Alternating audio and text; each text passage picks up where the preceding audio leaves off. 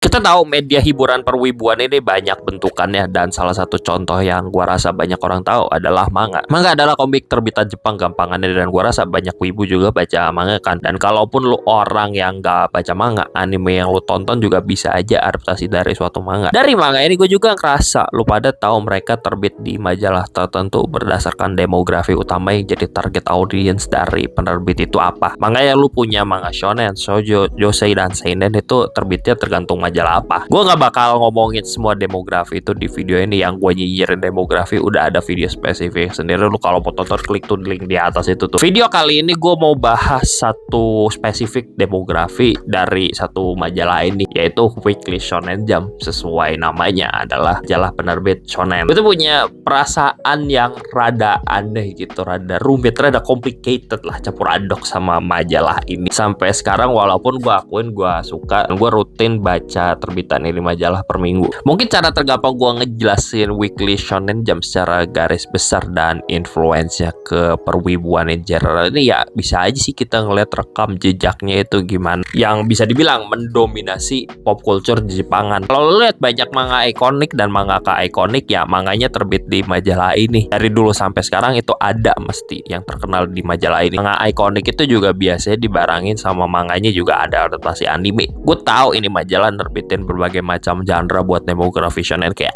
Nisekoi itu romance harem yang kita tahu perang waifu legendaris ikonik dari situ loh, dari majalah ini. Tapi yang selalu jadi mainstay dan jadi perbincangan banyak orang kalau kita ngomongin majalah Weekly Shonen Jump adalah manga actionnya, battle manganya, shonen actionnya. Lu bisa tarik banyak banget judul manga action gede dari majalah ini dan biasanya juga lagi-lagi adaptasi anime di situ juga. Makanya lu kayak ada Big Three lah, ada inilah, ada itulah. Dan tuh certain degree gue masih demen sama Weekly Shonen Jump, apalagi actionnya, karena buat gue actionnya Weekly Shonen Jump most of the time ya mengena banget buat gue. Kalau ngena banget ya kayak di sekarang ya ada Kagurabachi sama Ichi the Witch. Itu Kagurabachi itu pedang-pedangan campur organized crime lah gitu, pemerintahan atau apalah, dan Ichi the Witch oke lah fantasi dengan formula shonen actionnya. Ditambah juga ada Akane Banashi, yang Akane Banashi ini gue rasa lumayan anomali buat Weekly Shonen Jump. Ini cerita seni tradisional Rakugo dengan eksekusi formula yang biasa lo temukan di seri sport shonen gitu, which yang Jump juga ada track recordnya kan sport shonen gitu. Cuman dari Akane Banashi mungkin banyak orang sadar dan gue juga selalu sadar juga sih sama hal ini. Kalau misalnya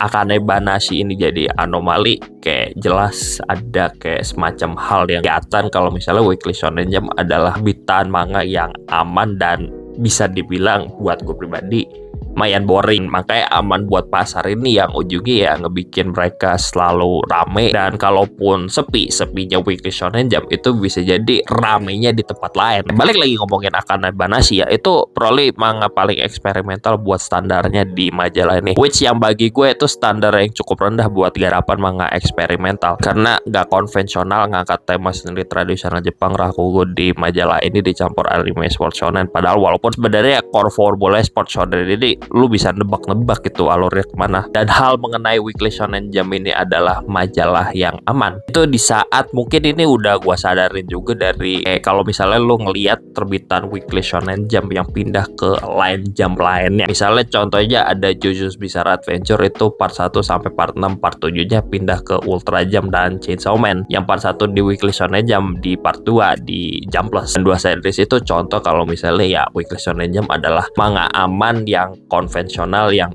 boring tuh a certain degree buat gue. Kayak di saat gue baca JoJo dan ngeliat part 1 sampai part 6 terus ngeliat part 7 ke atas yang diribut di Alternate Universe dan terbit di majalah Ultra Jump, sama Chainsaw Man part 2 yang mayan devisif, gue sadar banyak hal dari dua manga tersebut itu gak bisa dilakukan kalau manga tersebut terbit di Weekly Shonen Jump. Entah dari segi formula ceritanya yang gue rasa lebih lepas, lebih ngaco, lebih eksperimental, atau juga dari jadwal terbit yang berbeda. Dan perbedaan ini yang gue rasa lu sadarin kalau misalnya lu baca manga terbitan War Weekly Shonen Jump. Makanya lucu aja sih dua manga itu ya masih di line majalah Jump, cuman yang satu Ultra Jump, yang satu geser ke Shonen Jump Plus yang masih di satu nama Jump tapi geser sedikit aja pembawaan cerita, presentasi cerita, dan dalamnya kalau lu baca itu bisa beda banget. Hal inilah yang ngebikin gue punya perasaan campur aduk sama majalah Weekly Shonen Jump. Dan gue ngerasa puncak manga itu nggak harus ngejarin Weekly Shonen Jump sebagai patokan utama. Karena buat gue pribadi banyak manga dari majalah lain nih sebenarnya secara kualitas gak kalah bagus. Dan di satu sisi gue juga ngakuin series yang gue suka juga origin ya asal usulnya juga dari sini banyak juga kan. Dan sampai sekarang bacaan yang gue ikutin dari terbitan majalah ini juga ya banyak yang oke, dan legasinya ya rekam jejaknya juga terbukti ikonik banget dari tahun ke tahun kan. Kayak perasaan gue campur aduk, tapi rekam jejak membuktikan kalau mereka jago tentang hal ini. Dan emang cara suksesnya dari dulu kayak gini, meskipun kadang di saat lo ngeliat Weekly Shonen Jump itu terbitin manga baru, kadang itu kayak random BS gue gitu. Dan kalau dikapak ya udah dikapak, tapi kalau hit ya hit beneran. Tapi ujungnya perasaan campur aduk gue, dan gue ngerasa ini majalah boring. Bagi gue juga ujungnya ini adalah zona aman dan zona nyaman gue juga.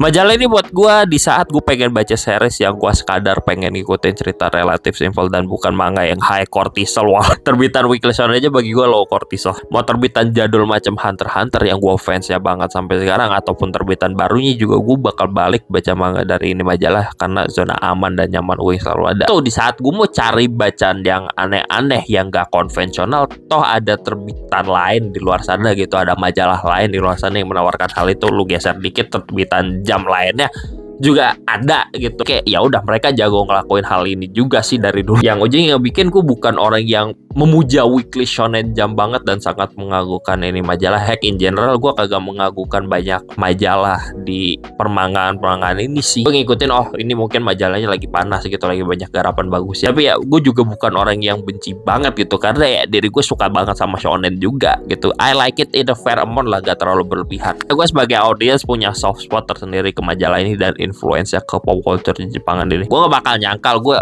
suka shonen sampai sekarang ya, apalagi shonen action tuh. Nah, emang banyak majalah shonen lain juga ya ada di luar sana, dan salah satunya Weekly Shonen Jump yang jadi tempat nyaman gue, aman gue lah. Walaupun perasaan gue ke majalah ini ya emang campur aduk, cuman ya emang mereka dari dulu gini makanya rame, makanya gede gitu. Tapi ya gue gak bakal jadiin puncak manga itu ya Weekly Shonen Jump. Banyak di luar sana juga sih gue suka, tapi ya suka sekadar aja. Anyway udah gitu, jadi bye.